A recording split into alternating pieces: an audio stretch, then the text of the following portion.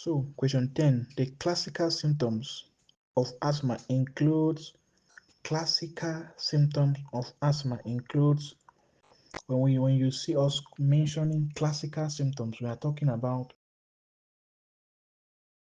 cardinal symptoms. When you're talking about cardinal symptoms, we're talking about symptoms that are peculiar only to asthmatic patients. When you see classical symptoms or cardinal symptoms, we are talking about symptoms that are peculiar to asthmatic patients that have asthma. What do we always expect from them? First, we expect whistling as a breathing sound. We expect dyspnea, difficulties in breathing, and we also expect nocturnal cough is always common with all asthmatic patients. All of them, not one is left out. They have nocturnal cough. Nocturnal cough is this type of cough that only occur but in the night. When you see nocturnal means in the night, right? So we are saying nocturnal. So all of the above in that question is correct. So the classical symptoms of mumps is or are A. Coryza. Coryza is not right. Mumps, right? When we're talking about mumps, we're talking about inflammation of the parotid, right? Inflammation of the parotid muscles, enlarged parotid. Are we there? Inflammation of the parotid gland. That is the right answer. Should I be going further again? So that's the right answer to that question. That's A. Next question 12. The following hormones are produced by the placenta except the following hormones are produced by the placenta. You know the placenta is only formed after fertilization, right?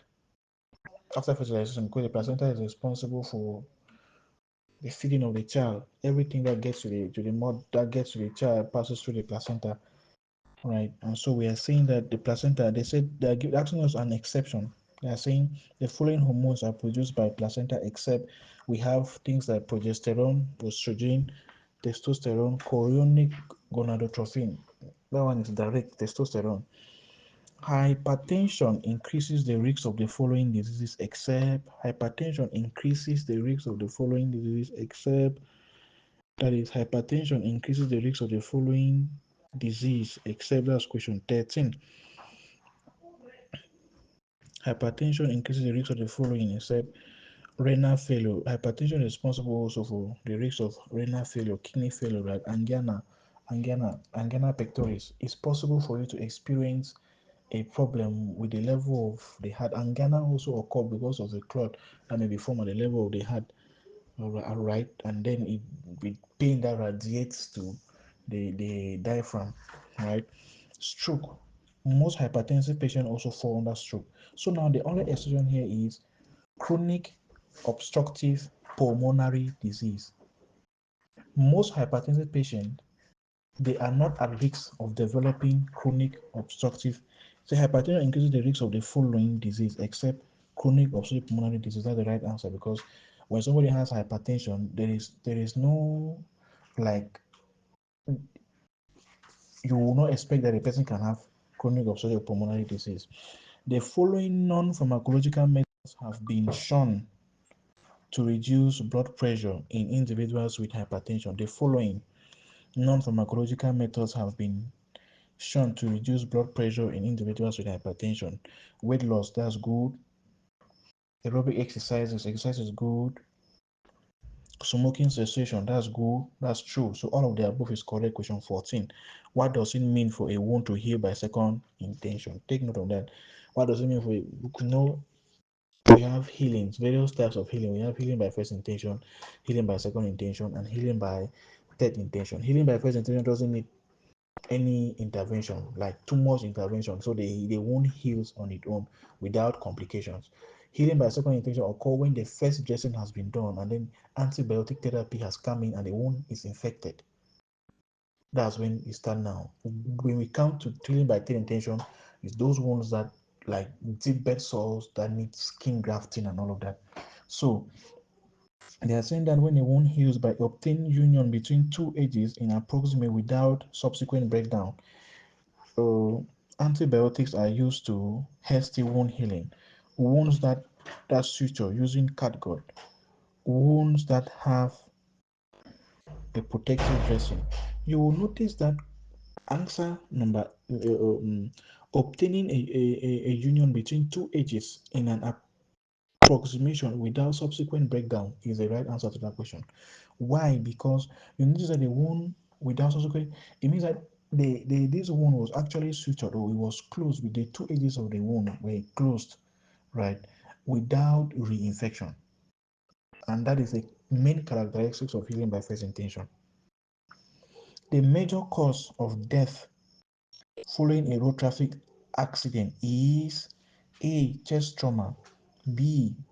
Abdominal injury, C. Facial injury, D. Fracture with embolus. A person can have fracture with embolus at the extremity. Embolus occur when the air has gotten into the blood vessels. So it's not possible for you to for that to cause death to a patient that has undergone an accident. Why? Because they are they now, for an example, if the accident has occurred and then embolus has occurred, let's say in the extremity, so it's one part of the body, and then the part is tied, the blood that is going to that area is tied, it cannot result to death. That's why I reject. That's why I discourage students from buying pamphlets that the people who have produced those pamphlets have written answers on them. Because when students buy such pamphlets, they don't think again, they don't do anything again. They think they know when they don't know. And at times some of the examiners or the people who produce the books, they themselves at times they may also make errors. There's some of them don't also know what they are doing is their quest for money. They care less of the quality of what they are giving. So that's what we are saying. So be careful what you just buy and all of that. So we are saying facial injury is wrong. So the right answer to that question is what? Chest trauma. A person who has an accident and the person has had chest trauma, that's one of the principal cause of death in most patients that have undergone road traffic accident. Surgery carried out to save the life of a patient is known as, should I be talking about this, elective, urgent, emergency surgery? That is it. Question 18. Progressive loss of swallowing reflex is known as, progressive loss of swallowing reflex is known as. Now you take note. Question, that's we are in question 18. Question 18. Progressive loss of swallowing reflex is known as achalasia. That's good. But achalasia is also an example. It's achalasia is one of is an example of a progressive loss of swallowing reflex. CA of the esophagus. Then B, that's pharyngeal purge. Pharyngeal purge is also an example. We have that your phone is disturbing.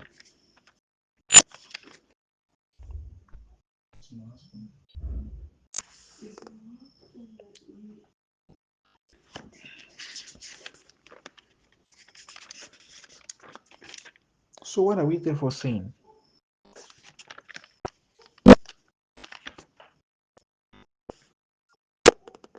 So we are saying that we are still in question 18. We are saying progressive loss of swallowing reflex is known as achalasia,